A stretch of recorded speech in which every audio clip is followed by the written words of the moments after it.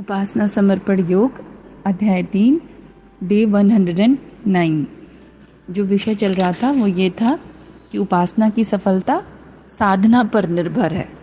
उपासना का मतलब होता है उपासन यानी परमात्मा के पास बैठना, और साधना का मतलब होता है ट्यूनिंग करना अपनी आत्मोत्कर्ष के लिए जो आत्म परिष्कार की ज़रूरत है वो करना।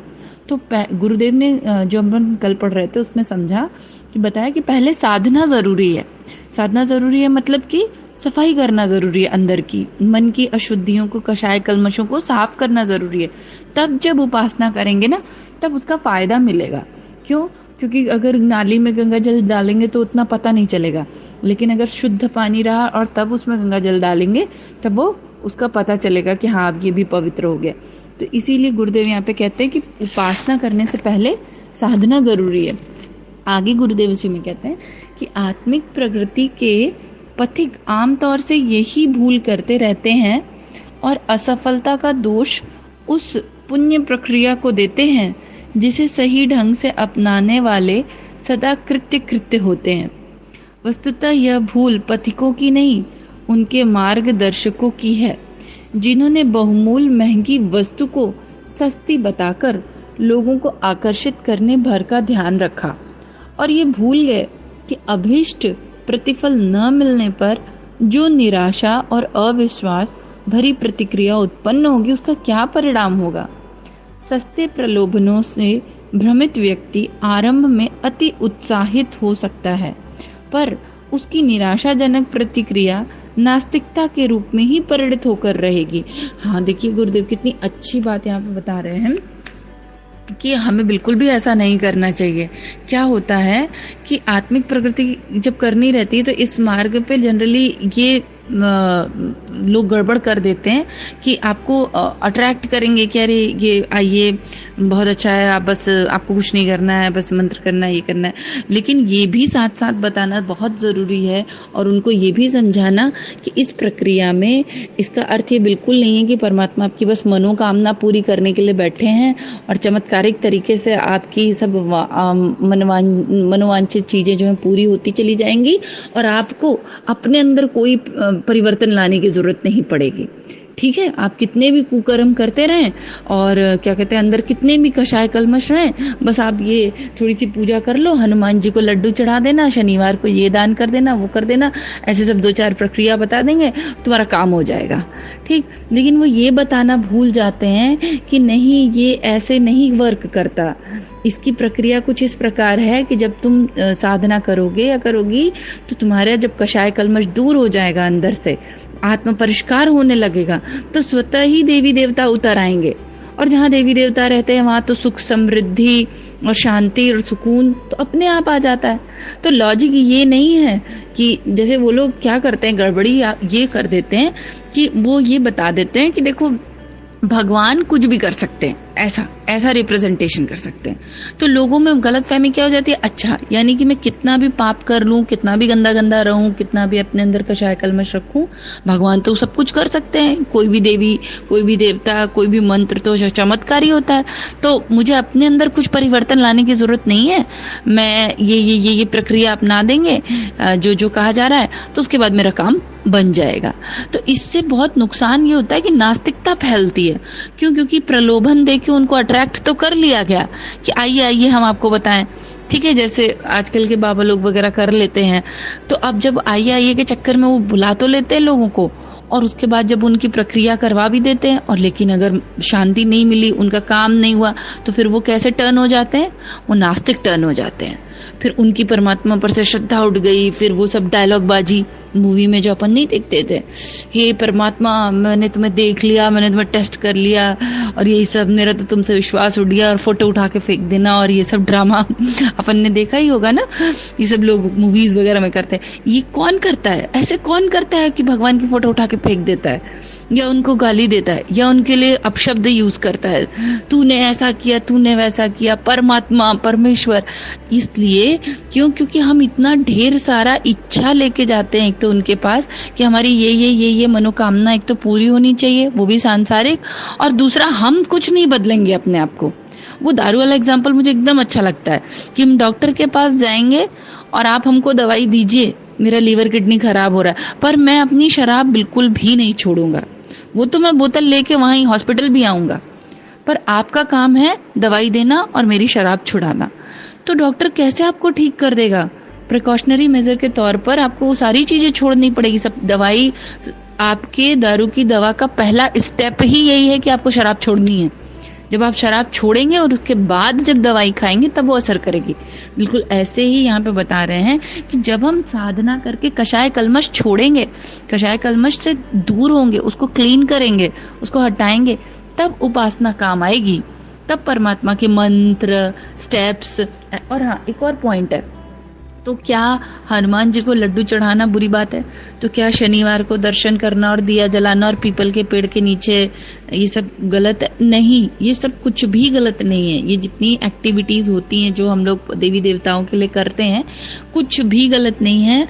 जब तक हमारा मन शुद्ध और पवित्र है, तब तक आप कोई भी प्रक्रिया किसी भी तरीके से परमात्मा की उपासना कर रहे हैं, सब ठीक है।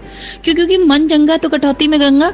अब मन चंगा है तो आपको तो अपने कटौती में ही गंगा मैया मिल जाएंगी, लेकिन आपका मन अशुद्ध है तो साक्षात गंगा मैया भी हो तो भी आपकी मनोकामना नहीं पूरी होगी, और फिर गंगा मैया से विश्वास उठ जाएगा कि अरे कोई परमात्मा नहीं होते, कोई भगवान नहीं होते, और ऐसा होता है वैसा होता है, हमने तो ये किया, हमें तो कुछ नहीं। तो गुरुदेव यहाँ यही समझाने का प्रयास कर रहे हैं कि ऐसा नहीं करना चाहिए इन लोगों को। क्या होता है, नास्तिक एक तो हो जाते हैं ऐसे व्यक्ति फिर, और वो परमात्मा के प्रति जो शुरुआत में उन्होंने जो साधना वगैरह शुरू की या कुछ भी कोई पूजा उपासना का क्रम शुरू किया तो बड़े उत्साह से, और जब उसका परिणाम नहीं मिला तो बेचारे निरुत्साहित हो जाते हैं और उसके बाद नास्तिक भी हो जाते हैं। तो ये गलत है। ये तो हमने परमात्मा के खिलाफ एक काम कर दिया अपना बनाने के लिए कुछ भी। आगे गुरुदेव इसमें कहते हैं कि आध्यात्म तत्व ज्ञान के मूल आधार से अपरिचित किंतु उसकी ध्वजा उड़ाने वाले तथा कथित गुरु लोग औंधी सींधी पुस्तकें रचकर यह मिथ्या मान्यता फैलाते रहते हैं कि अमुक पूजा करने से उन्हें पाप फल के दंड भुगतने की छूट मिल जाएगी।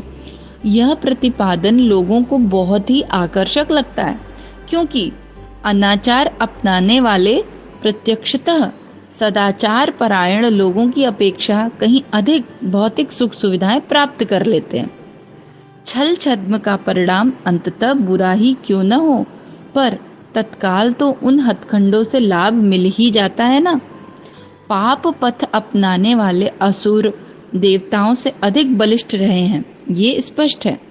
पीछे भले ही उनकी दुर्गति हुई हो, पर आरंभिक लाभ तो इन्हें ही मिलता है। देवत्व प्राप्ति का आरंभिक कार्य तब साधना की कष्टकर प्रक्रिया से आरंभ होता है। लंबे दूर तक उस मार्ग पर चलने के बाद ही देव पुरुष आनंद उल्लास प्राप्त करते हैं। ऐसी दशा में तात्कालिक लाभ को प्रधानता देने वाले अदूरदर्शी लोग कुमार्गगामिता के सहारे तुरंत लाभान्वित होने की रीति नीति अपनाते हैं, और उन्हें यह खटक बनी रहती है कि कभी न कभी इन बुराइयों का कष्टकारक प्रतिफल तो भोगना ही पड़ेगा।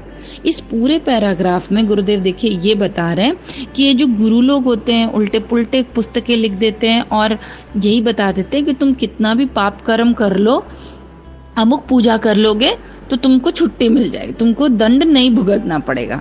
तो ऐसे में क्या होता है, जो अनाचारी लोग रहते हैं ना, जो छल वगैरह करते हैं या जो दुष्ट टाइप के लोग रहते हैं, तो आप देखिए कहीं ना कहीं ये जो जितने भ्रष्ट लोग होंगे वो भौतिक रूप से आपको बड़े संपन्न नजर आएंगे। एक बार को आपको उनको देख के लगेगा कि यार कितना भी दुष्ट है वो आदमी, पर देखो तो उसकी जिंदगी कितनी अच्छी है, देखो तो वो कितने सुख से संपत्ति के साथ रह रहा है।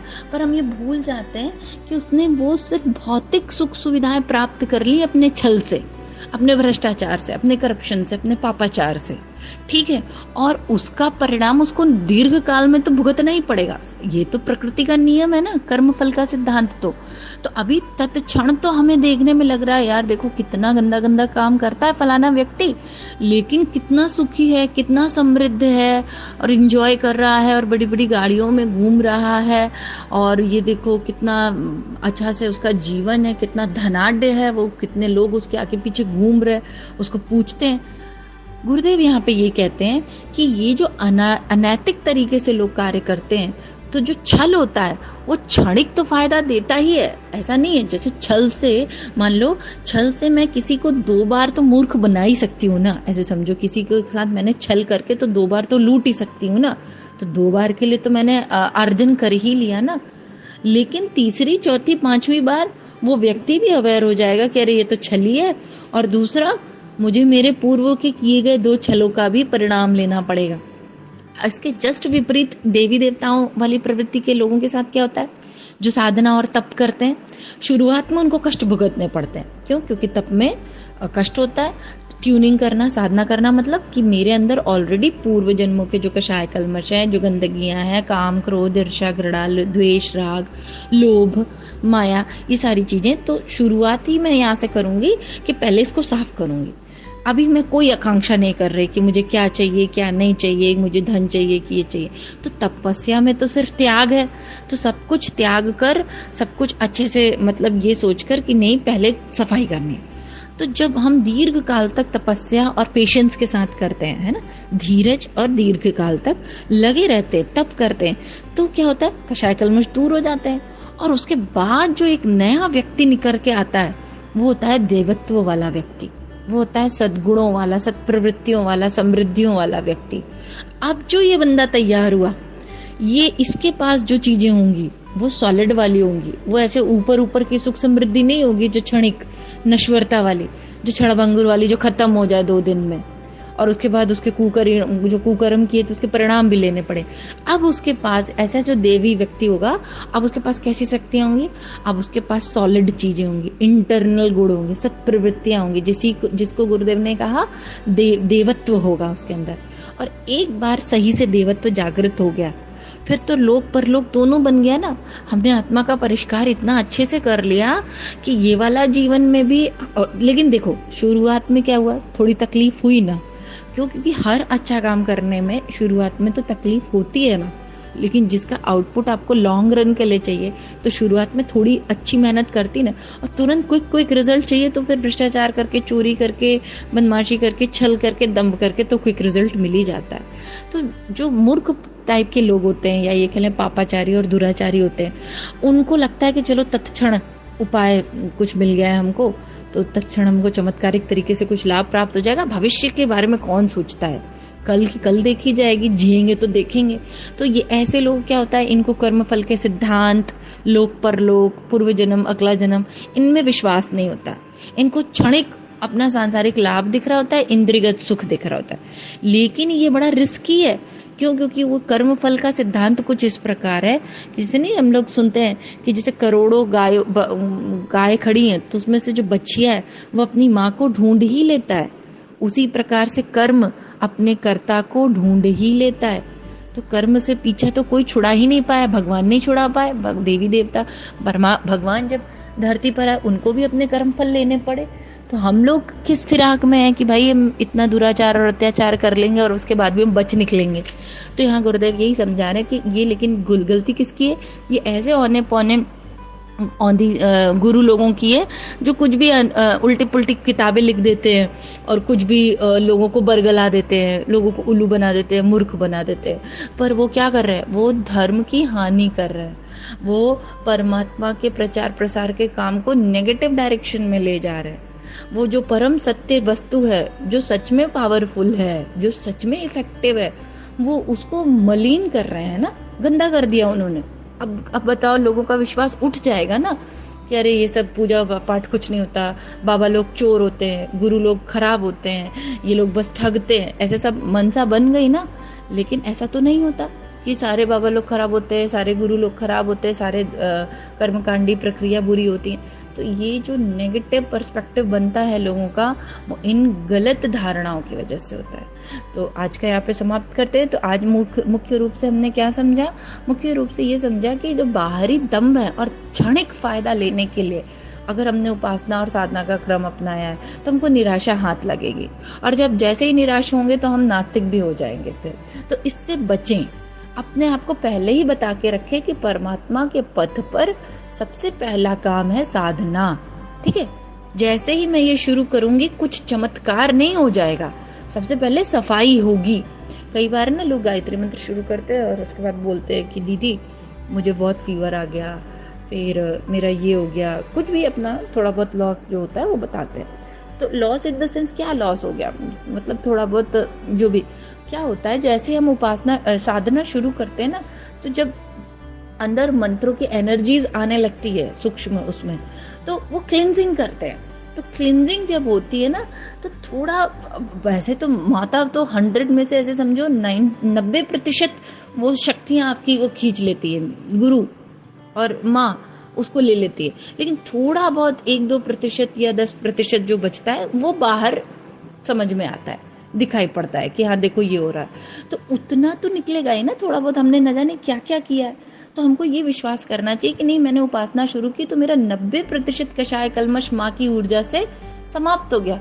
थोड़ा बहुत जो दिखाई पड़ रहा है, नजर आ रहा है बुखार के माध्यम से या किसी दुख के माध्यम से, हल्के फुल्के छोटे चिल्ली पिल्ली, उसको समझना चाहिए कि वो तो थोड़ा बहुत हल्का फुल्का है, तो बड़ा वाला पार्ट तो परमात्मा ने खत्म कर दिया।